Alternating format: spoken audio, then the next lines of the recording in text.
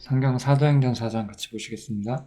사도행전 1장, 2장, 3장에서 복음이 부활을 통해서 상당 부분 소개가 됐죠.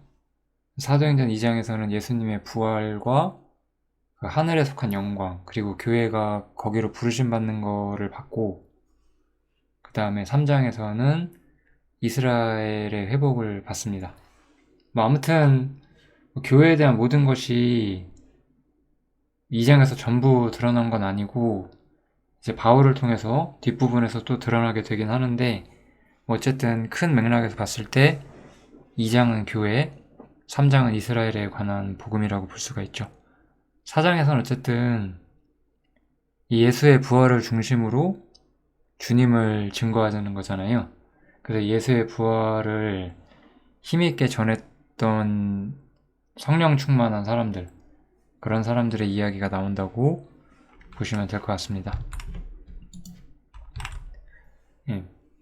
이렇게 사도들이 백성들한테 말씀을 전할 때 그 백성을 가르침과 예수를 들어 죽은 자 가운데서 부활하는 도전함을 싫어했다라고 나오죠. 그래서 이 사람들을 잡아서 가두기도 하고 여러 가지 박해들도 하고 그런 일들이 있었어요. 이런 상황에서 베드로가 이제 성령이 충만해서 말했다라고 나오죠. 여러 가지 이야기가 나오는데 가장 핵심은 이거죠. 이 예수는 너희 건축자들의 버린 돌로서 집 모퉁이의 머릿돌이 되었느니라, 이렇게 말하죠. 여기서 너희 건축자들이라 함은 사실 그 당대의 가장 권위 있는 종교가들이자 어떤 이스라엘의 어떤 주류였던 사람들이죠. 너희가 버린 예수님께서 이제 새로운 완전한 구원의 머릿돌이 되셨다라고 전하는 거예요. 다른 이로서는 구원을 얻을 수가 없고 오직 예수를 통해서만 구원을 얻을 수 있다라고 말하면서, 베드로는 사실 주님을 증거하면서 세상의 반대가 있고 그 반대를 넘어서 주님을 철저하게 전하고 있는 것을 우리가 볼 수가 있죠. 이 성령이 충만한 사람들이 여기서 어떻게 나타나냐면, 세상이 자신들을 어떻게 대우할지에 대해서 신경 쓰지 않고 살고 있어요. 세상이 자신들에게 어떤 불이익을 줄지라도 그런 불이익에 전혀 연연하지 않고 하나님 말씀을 전하는 모습을 보여주고 있죠. 가장 먼저 사도가 이렇게 성령이 충만해서 당대 종교 지도자들을 책망하는 모습을 볼 수가 있고요. 그러고 나서 이제 이 사람들을 막을 수가 없었죠. 이 당대 종교가들이. 저희로 인하여 유명한 표적 나타난 것이 예루살렘에 사는 모든 사람에게 알려졌으니, 이 사도들이 행한 그 당시의 표적은 누구도 부인할 수 없는 역사였어요. 이들 반대하는 사람들도 그것 자체는 부인할 수가 없었다는 거죠. 그래서 이들은 예수의 이름으로 말하지 말고 가르치지 못하게 하자라고 계획을 짜서 실행에 옮기지만, 이 세상의 반대가 하나님의 증거를 막을 수 없죠. 우린 오히려 이것을 믿고 더 담대해져야 한다고 생각을 합니다. 이 담대함에 있어서 우리가 가져야 될 것은, 이 베드로와 요한이 예수의 이름으로 가르치지 말라는 말을 들었을 때 아주 간결하게 답을 해요. 하나님 앞에서 너희 말 듣는 것이 하나님 말씀 듣는 것보다 옳은가 판단하라. 우리는 보고 들은 것을 말하지 아니할 수 없다, 이렇게 이야기를 하죠. 이 사람들은 세상이 자신들을 어떻게 대우하고 세상이 자신들에게 어떠한 규칙을 주든지 연연하지 않았어요. 이들은 하나님의 세계 속에 있었고 범사에 완전히 주님께 의지하고 있었고, 환경이라는 영역 속에서 일어나는 일들에 전혀 신경을 쓰지 않고 있었죠. 하나님의 세계 속에서만 삶을 살고 있는 사람들이었다. 우리가 그렇게 봐도 될 것 같습니다.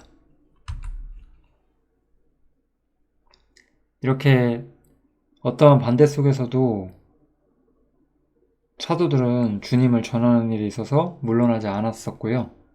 이렇게 전한 다음에 사도들이 풀려나게 되죠. 사도들이 풀려나서 자신들이 겪었던 일을 이야기를 해주니까 이 사람들이 듣고 일심으로 기도를 해요. 대주제여, 천지와 바다와 그 가운데 만유를 지으니시오.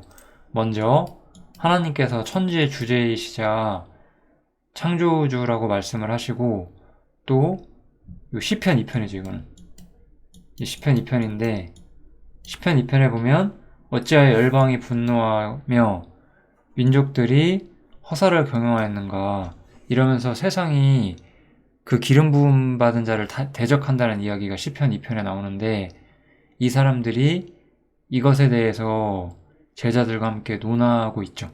사실 이것을 논한다는 건 확실하죠. 세상이 주님께 대적한다는 것을 이 사람들은 이제 본격적으로 느끼기 시작한 거예요. 근데 더 중요한 것은 여기까지죠. 여기도 보면 아까 여기서는 세상이 주님께 대적한다는 말씀을 인용을 하면서, 여기서는 이제 어떻게 나오냐, 또 종들로 하여금 담대히 하나님의 말씀을 전하게 하여 주옵시며 라고 말을 하고 있어요. 즉, 여기 있는 내용들을 우리가 살펴보면 이제 주님을 대적했던 헤롯과 본디오 빌라도, 그리고 세상은 이제 이 종들을 또한 대적할 거라는 것을 이 제자들은 어렴풋이 느끼고 있었던 거죠. 사도들은 그 반대를 일선에서 받았고, 다른 형제들도 우리가 전하는 증거가 세상에서 쉽게 받아들여지지 않는다는 것을 잘 이해하고 있었다는 뜻이죠. 여기서 이제 이렇게 기도할 때 성령이 충만하여졌다는 이야기가 다시 한번 나오게 되고, 우리는 여기서 성령 충만한 사람들이 어떤 사람들이냐라는 것을 아주 간결하게 볼 수가 있습니다. 성령이 충만한 사람들은 여기서 첫 번째로 담대히 하나님의 말씀을 전할 수 있는 사람들이었고, 두 번째로 자기 재물을 자기 것이라 하는 이가 없이 한 교회를 위하여 쏟아부었던 사람들이었어요. 즉, 주님이 전부인 사람들이었죠. 주님 외에 다른 것들은 별로 자신의 삶에서 중요하지 않은 사람들이었어요. 우리는 인생에서 자신이 중요해질수록 따지는 게 많아져요. 근데 성령이 충만한 사람들은 주님 외에 다른 것들은 보이지 않는 사람들이었어요.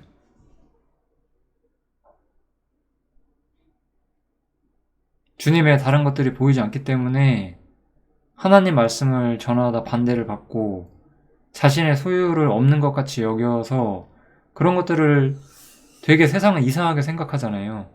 근데 그런 것들을 신경 쓰지 않는 사람들이었던 거죠. 성령 충만한 사람들은 주님이 전부인 사람들이고 다른 모든 것들을 아무것도 아닌 걸로 여기는 사람들이에요.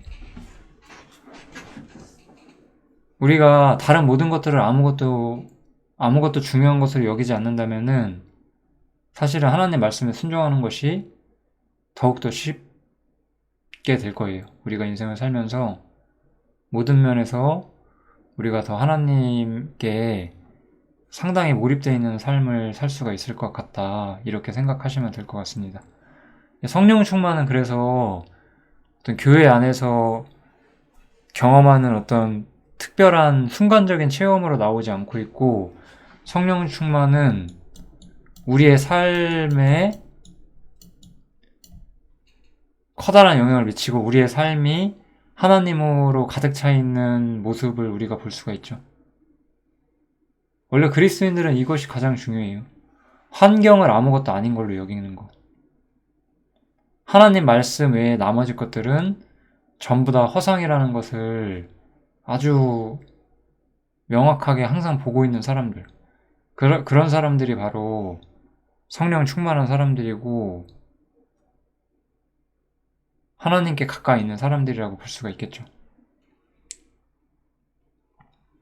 자기 재물을 자기 것이라고 생각하지 않았다잖아요.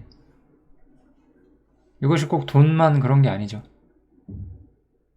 우리 삶이 주님의 것이라고 완전히 생각하고 있는 사람들인 거죠.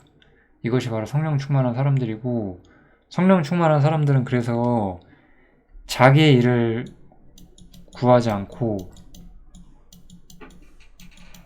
그리스도의 일을 구하죠.